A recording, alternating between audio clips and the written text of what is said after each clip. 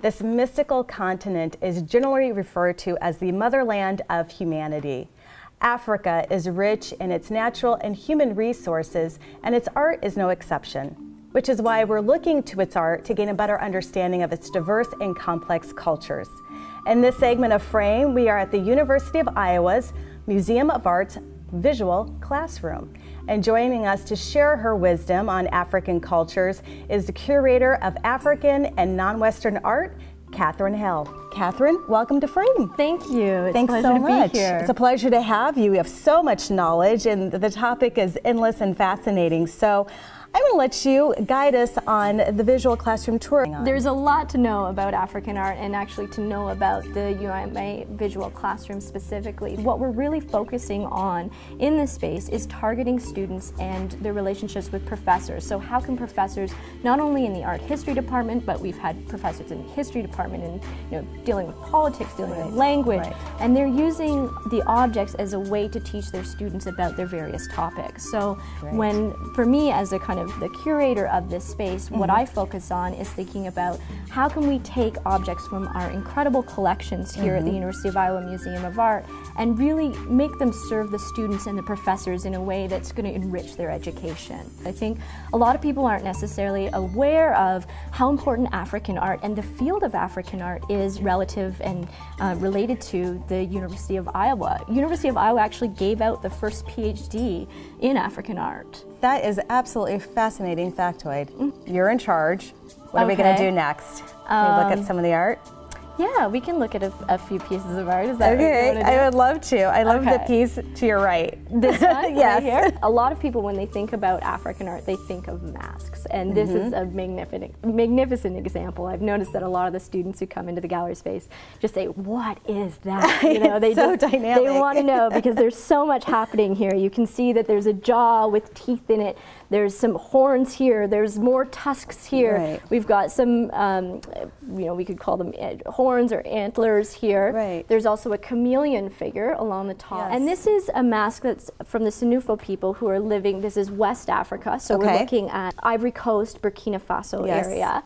And it's associated with an association called Poro, which has different levels. And depending on what level you are, there's different objects associated with it. And the fire spitter mask is one of the most powerful masks, and it's used a lot of times to it may be used as a policing kind of mask, so to control kind of strife in the community or difficulties. Some people, depending on how you think about it, people would refer to something like witchcraft, which isn't a term that I necessarily use, but it's one that people are more familiar with. So thinking about sort of malevolent forces, be they kind of earthly, so to speak, or more spiritual in the sense. So these masks are really kind of powerful masks that are used to keep those things in check, if that makes sense. Well, it's good at inciting fear. Yes. Well, and just having a look at it too, you have to picture, I mean, here we have it on a white plinth, against white walls, and you have to envision that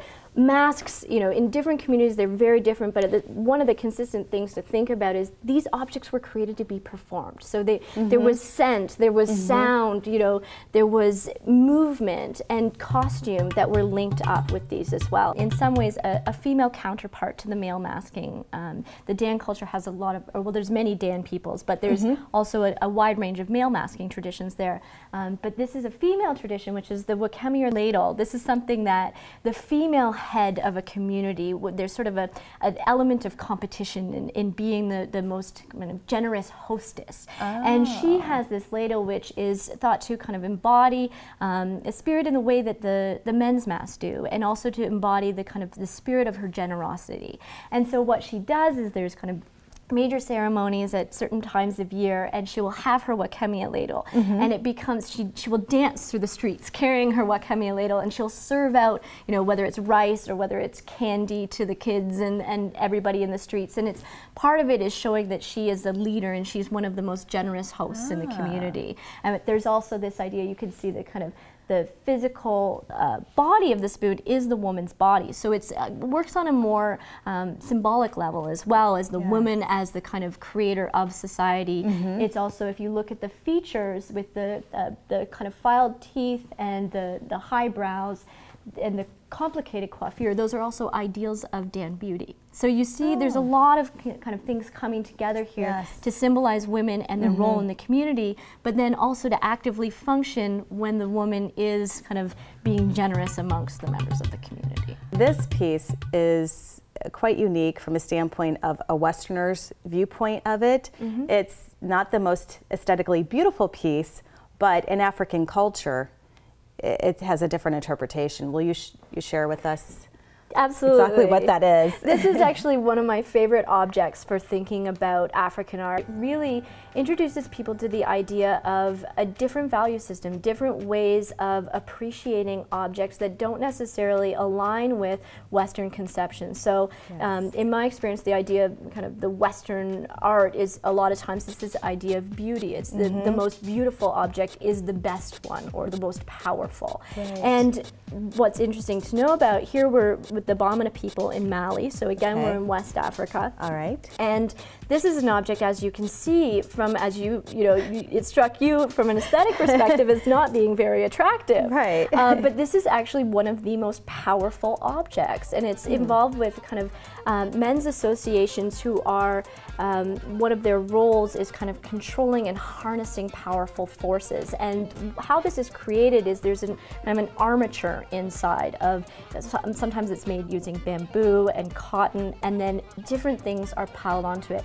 And we actually couldn't tell you the specific ingredients of it because part of that is the information of the person who is creating it. He has a recipe, so to speak, that he knows that certain things need to be brought together in this Moly, this kind of altar, to harness those powerful sources. So it may include things like mud, dung, animal bones, sometimes pieces of metal. There's all kinds of things. And then in the context of using it as an altar, then sacrifices might be made in terms of a chicken. So there might be some chicken's blood or goat's blood mixed into it as well. And this is something that through accumulation it becomes more and more powerful. So despite the fact that we don't necessarily come to it, you and I haven't come to it today and thought, oh, that's strikingly beautiful. But what we understand is that within its particular context and value system, this is one of the most powerful objects. And I think that's really important for understanding the intersections between different ways of thinking about art objects, cultural objects, and their power. Please tell us about the symbolism involved in the creation of this and something that is unique to the culture that you don't really think about in a Western setting. Absolutely. This is something that I think is a good example of thinking about the different roles of the artist. So a lot of time in more recent Western culture anyway, there's this emphasis on the idea of the individual artist as genius. We look at a painting and we say, who made this? As though it's always a single individual and he or she is responsible for coming up with that original idea. And that's something that isn't always the case in different African cultures. And this Nkitsi figure, this is from the Congo culture in the Democratic Republic of Congo. And what's really interesting to me in terms of this discussion that we've been having is that the idea is actually, this is created by at least two individuals. So there's a carver who actually carves the object to begin with, but then there's a ritual specialist who activates it, so to speak. And so without those two people, this sculpture in and of itself, before it's activated by the ritual specialist, is sort of neither here nor there. It's just a sculpture. In this case, it's actually the Nganga, or the ritual specialist, who is doing, by this standard, sort of the most important work. But if we were coming at it from a kind of a Western fine arts tradition perspective, we would expect, well, the sculptor, what was his name, Right. And so it's interesting to think about those different roles. Please explain this gorgeous headdress to us, Catherine. Well, this is a really unique piece because, as we mentioned, looking at some of the other pieces, in the majority of African cultures across the African continent, it's the men who wear and dance the masks. But in this case, we're looking at a mask that was created for either the Gola or the Vai people in Sierra Leone, but it's also part of a wider tradition of the Mende people of Sierra Leone too. And this is a mask that is associated with the Sande Society, which is an association which essentially teaches young women about their roles and how to be productive members of society. So, and this mask is danced by women in a relationship with that, because what ends up happening when young women reach a certain age, they leave the community and they kind of go into a camp together, and that's where they're educated about their roles. Sometimes they may learn about kind of healing through herbal ingredients or history of their community, so it becomes a kind of a way for the female mentors to pass the information down to the young women. And part of it comes that's sort of related to this is the idea of ideals of female behavior, but also of female beauty. And these are things that are all kind of played out in these masks. So these young women go to this camp and they go through these different phases, and then when they return to the community, they're accompanied by a dancer who wears this mask. And so when you look at it, you can start to understand some of those concepts. So for example, the kind of rich, dark, oiled color of the skin, that's something that for the Gola, the Vai, the Mende who have this Sande society is an ideal of female beauty.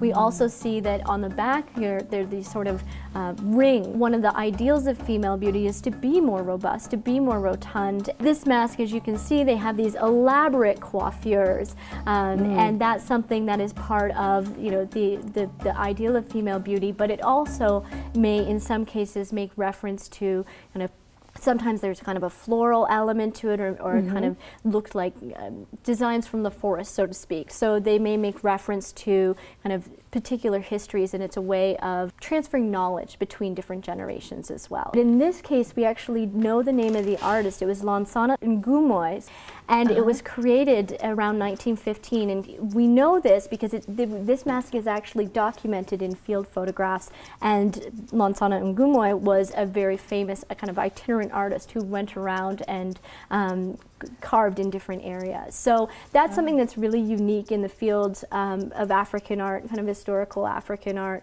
to be able to know the artist's name and also to be able to bring some of that history together is really unique. I hope that what people will do is have a chance to come down and really start to think about it and ask questions, because that's part of the excitement. I agree with you. Thank you so much. My pleasure. Thank you for tuning in to Frame. Sometimes the only way we can truly express ourselves is through written words. In this segment of Frame, we're celebrating the art of poetry. We just experienced a group of young and talented artists who participated in the Mission Creek Festival Was the Word Poetry Pro-Am. And these students worked with some Hollywood stars to refine their poetry through the Iowa Youth Writing Project. Joining me now is the project founder, Dora Moly. Dora, thanks for joining me in Frame. Thank you so much. I really appreciate you guys taking time to be here and be part of the event. Pleasure. I'm sort of still, I have post-performance jitters and I didn't even perform. So you know that these young people are really brave to get up there and not just perform the stage, but to perform their own work and put their own thoughts and feelings and observations out there for everybody. Yes, they were truly profound with prolific young writers. The Iowa Youth Writing Project is a nonprofit outreach collective. And what that means is that everyone is welcome in it. And we are a volunteer organization, so you can be any age and come and volunteer with us to spend your time being creative with young people. What did you found Iowa Youth Writers Project? I graduated from the Writers Workshop in 2005, and I sort of bounced in and out of town here, and I was teaching in different places, teaching in different states, different countries, and when I came back in the end of 2010, I did a lot of soul searching about what it means to be part of a community, and what it means to really invest yourself in the place that you live, and what did I have to give. And so there were some Writers Workshop graduates who had started the Iowa Youth Writing Project with a pilot summer program for a few students in the summer in 2010, and then the question was, okay, what next? So I kind of came back and decided, okay, we're going to hit the ground running, and we're going to have this not just, you know, a one-off event one at a time, but we're really going to make this something that is an ongoing part of the community life, and it sort of went forward from there. We're constantly, as volunteers, inspired by the youth, and constantly it's like putting your finger back into the socket of why did you start being a creative person, or why did you invest in this life, which I think from the quote-unquote professional end of things, you can lose sight of. And this kind of keeps you constantly tapped into why does this matter? I love your perspective because, as you know, I do this show for Soul Food. And sitting there today, I thought, when's the last time I wrote poetry? Or when's the last time I explored, go down a list of mediums? And then I started tapping into my creativity and my courage behind it. And I was so inspired by you and Martin, everyone who put it on, and the children as well, the children, that I'm hoping will see a greater collaboration. That is happening in particular. Now, how did Bo and Amber become involved in this project? Because that was a really key part of it, is that these students were able to work with professional poets. It was a great part of it, and Amber and Bo, I mean, they were fantastic. So Amber is a fan of Iowa City, and Iowa City is a fan of Amber. She's been coming to Mission Creek Festival and performing her own performance poetry. She had been in conversation with folks from Mission Creek about, is there potential to work with youth when I'm here? And so we were sort of thinking who from Mission Creek could do it, so it kind of came together. And then we thought, well, Bo, when he said he was interested, we thought, okay, this is like a dream team. And they have different styles, different approaches, and we just thought, between these two, you've really got something for everybody to connect to. Really down to earth, created a lot of magic, inspired these kids. When I spoke to a few of them, they just didn't know where to start. And I don't think they really processed the value of that personal collaboration. Yeah. And Bo and Amber, I mean, they got really real really quickly. It's interesting because you'd think performers, okay, it'll be all surface, but it wasn't. They got right in there and they were talking individually to these kids, not just about, oh, you need to, hold your head up and speak louder. They were talking about their lives and what expressing yourself means in terms of your confidence and in terms of your place in the world and who you are and your identity. I mean, I was kind of like, whoa, this is happening really fast, but it worked, and the young poets rolled with it and kind of stepped up to that challenge. When Garnier Fructis has more shampoos than there are total toiletries in Head and Shoulders, Dove Men, Axe, and Old Spice combined. When deodorants come in 3 varieties: tropical islands, sporting events, and douchebag. We as a gender need to unite and bring forth a new era of smelling like stuff. I am a warrior, heir to no throne, but king of my people. I'm a soldier, struggling through every battle, but never backing down to a fight. I'm an underdog, favored by none, but respected by all. Fear is none but a 4-letter word to me. Failure is nothing but a state of mind I don't contain. Defeat is not even in my vernacular. Words are halting, hesitant, shy. I'd love to recite words of elegance and sophistication, strings of sound like pearls, resting on your collarbones. But the clasp breaks when you are near. Phrases bounce and roll beneath the desk, only to be stepped on after you've gone, leaving the taste of Earl Grey on my tongue. You are wonderful, and I'm merely writing. Language is a tricky thing, like lace or darning socks. Words of cream and caramel are delicious to hear, to say, so I add a sprig of mint, add some honey. Quasiment mon cœur a dit. With me is an aspiring young writer, Kiernan Williams, who is 9 years old and attended today's poetry pro-am. Kiernan, I'm interested in hearing what you learned today, watching all those other students on stage delivering their poems. Well, they were really amazing, and I thought that some were really cool, more slow and calm, or short and sweet. Are you going to go home and write tonight a little bit more based upon the experience you had today?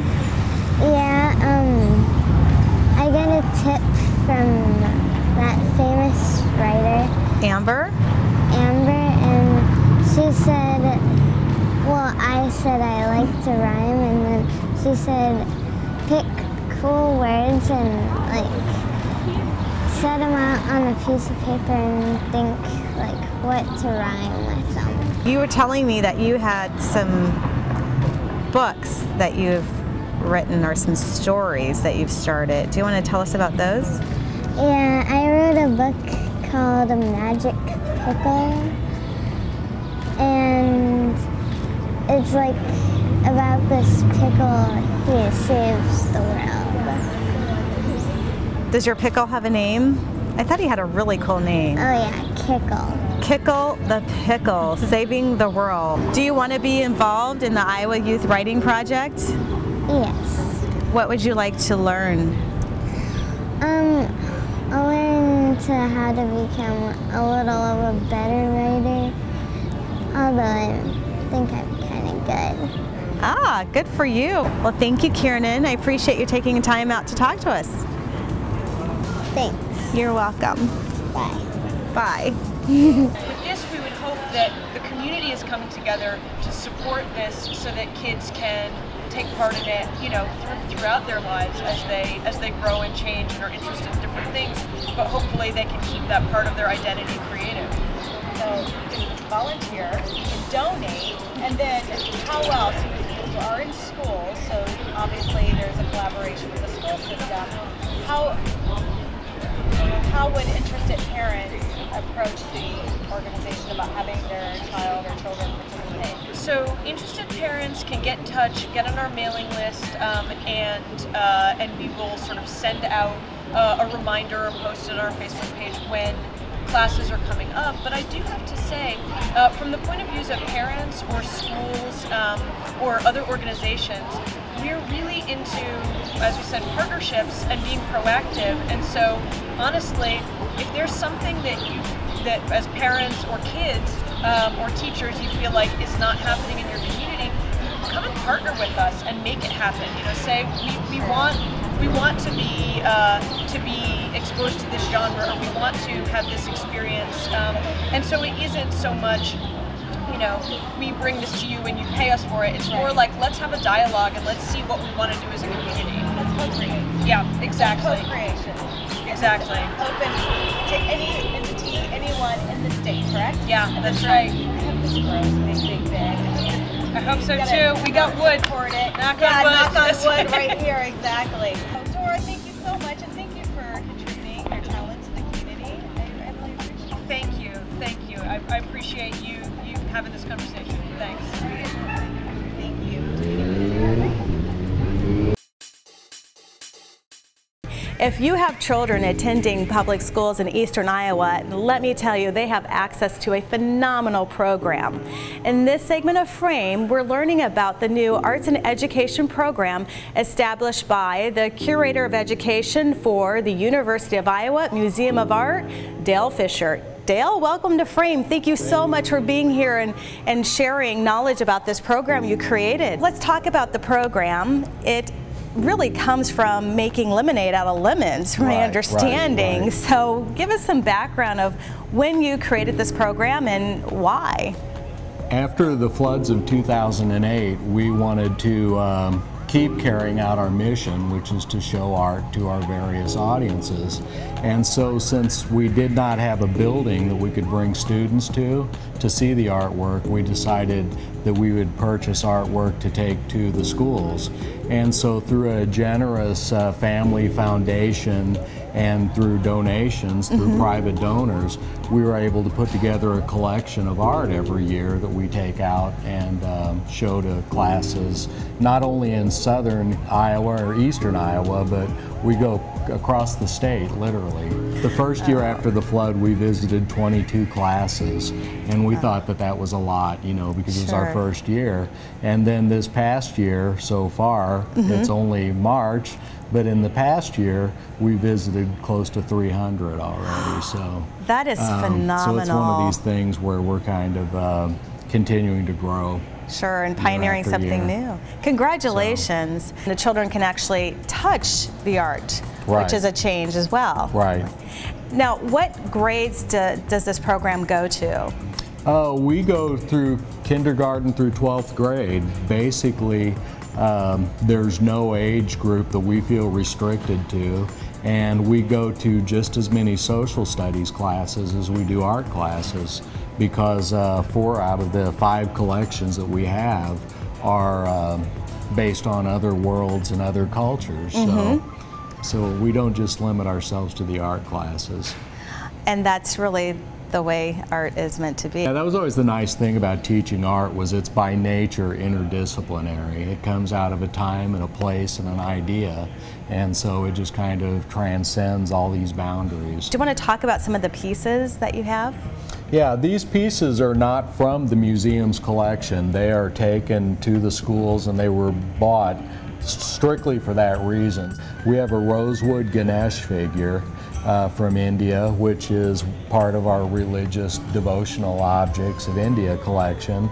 And the great thing about this piece is that the students love hearing the story about why this human figure has an elephant's head. And so this deity is part man, but with an elephant's head, and that's for various reasons, which I won't go into because it's a longer story. Yes. But this is one of the most beloved gods, and it's kind of the jovial, good-natured god, and the god of good luck and fortune and all of that. And so he's given a particular place of reverence in all of the Hindu temples and so on. Right. One of the things that I like about this piece here is it has Ganesh's mouse on it, because he has this little helper, and the mouse being Ganesh's vehicle for negotiating the obstacles in the world. If you think about a mouse and how it scurries through the house and along baseboards and around objects in a real quick, expeditious manner, that mouse is what helps Ganesh do this, you know, in the spirit world with the interactions of human beings and people. And so, you know, so Ganesh being good fortune, the mouse helps bring it to you quickly, kind of thing. I'll have to look at my mouse in a different way. I think he's still hiding in my garage. These are our Kuba knives. These are from Africa. And one of the things that I point out to students is the fact that, wait a minute, this knife isn't sharp. This item isn't too pointed. Right. So, you know, when you think of knife, you think of sharp and you think of pointed, right? Yes, true. And this is not. And so the thing that I stress with the students is that these objects, even though they're kind of classified as weapons, they're more ceremonial than functional. And so what would end up happening is that if you're a member of Kuba society, if you're a male member, you would end up having this, and it would denote a special status or a confirmation of your ranking within the society. There are some American Indian pieces from a variety of different places. One of the things that I didn't want to do whenever I started an American Indian collection was solely focus on the idea that American Indian equals southwestern United States. Yes, so these two pieces are from the southwestern United States. This is from San Ildefonso Pueblo in New Mexico, and this is from Santa Clara Pueblo in New Mexico. And so this black shiny surface that you see on the ceramics, that burnished pit-fired blackness, that's characteristic of those communities. But then often in San Ildefonso, you'll see this slip design, this liquid clay painted design on the surface of the piece. But then at Santa Clara, you'll see the design and it's carved into the piece. And so this has a Vanyu, which is the water serpent, carved into it. So whenever you follow his body around the piece of ceramics, you'll see these kind of loopy round forms on the top. And then at the bottom part of it, and especially coming out of his mouth, you'll see this jagged arrow that's pointed out.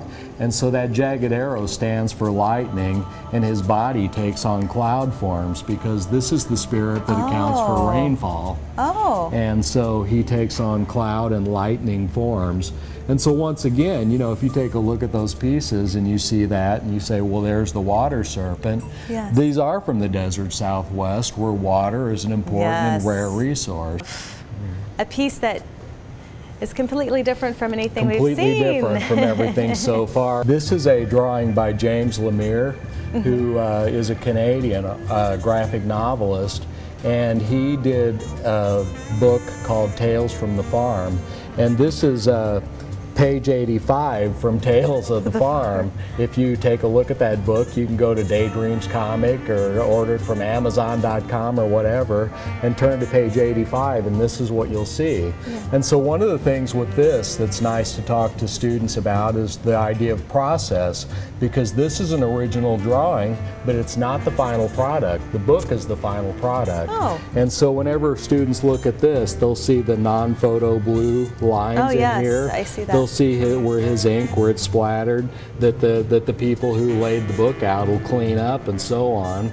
They won't see that this hockey playing card is actually painted on a different piece of material and stuck to the surface of this drawing. You have something behind us that I've been waiting to see for quite a while since I met you and learned about your program. This is a Bamana Chihuahua, and the Chihuahua is a dance crest, basically.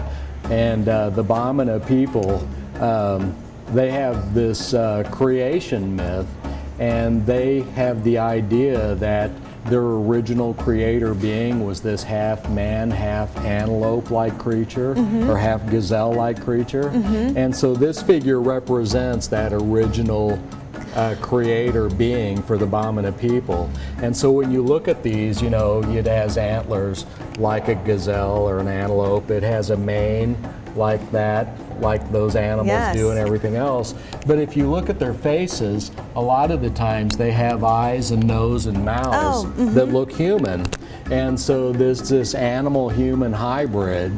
And so basically the story goes that whenever the Bamana creator figure came to Western Africa, started pawing at the ground with his paw and with his hoof, he basically etched into the ground, and where he etched into the ground, those little clumps of dirt ended up becoming the Bamana people. So all the ancestors came from this rooting in the dirt kind of thing. You know, which today in present day Western Africa, the Bamana people are famous for their farming skills. So that idea of etching in the ground, of plowing into the ground, that is incorporated into their belief system and into their religious beliefs and cultural beliefs, all the way back to their origin story. Phenomenal, just phenomenal. Thank you so much. Oh, you're welcome.